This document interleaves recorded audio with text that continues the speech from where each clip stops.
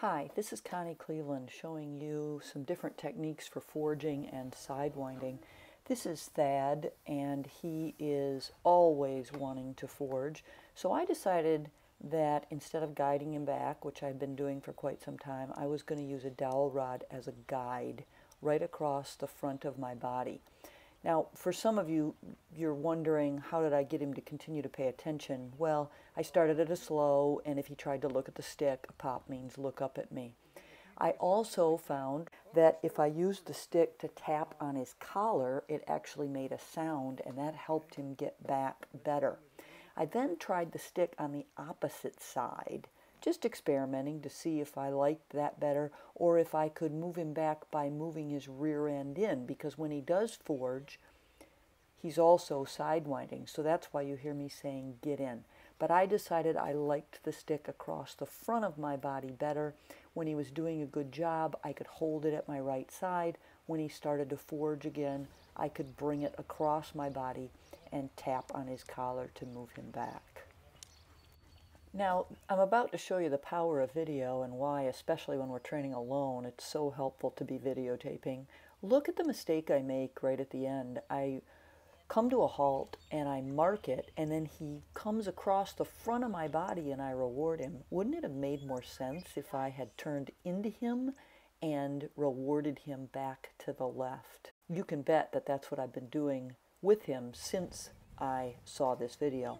Now, this is a different Labrador. Her name is Em, and she really struggles to stay straight beside me.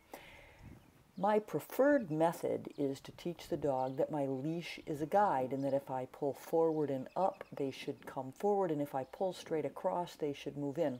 But Em is not food motivated, so it was really not working for me. So I went to the stick instead. But I want you to watch how I'm using the leash, because I am trying to teach her the same leash cue.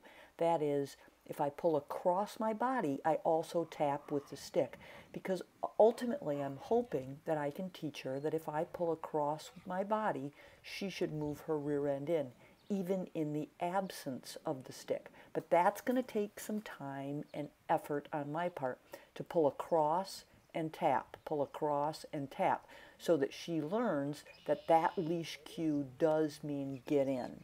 So in addition to watching the leash cues that I'm trying to teach Em, I want you to watch this video keeping in mind that I'm using a toy as a reward, and that sometimes I use it as a retrieve and sometimes I use it as a tug. Nice. Again, I wish I had thrown the toy to her left. I wanted to throw it on the grass so that she didn't hurt herself going for the toy, but I could have released her sooner, or I could have worked the parking lot differently so that when I do throw the toy for her, it's back to the left and not encouraging the forge and the sidewinding, which of course is counterproductive to what I'm working on.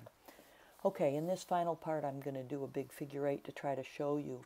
She's on the outside. I'm using my leash to guide forward to encourage her to come forward. That's ultimately my goal, that she understands that cue. Nice. Get it. Get it. Get it.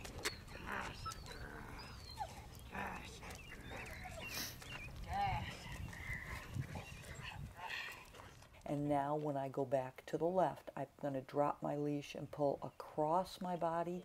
And if her rear end doesn't come in with the leash cue, I'm going to use the stick to get it in. Hurry, hurry. So how long do you use a technique? Well, my standard is as long as it's moving me closer to the goal. No. This might not work for Em. I may work on this for some time and decide that I need to change techniques again. But I'm not going to give up my goal. I want to be able to communicate to her when she should push herself forward, when she should bring her rear end behind me. And so I'm experimenting with this technique to see if I can communicate that to her. There you go. There you go.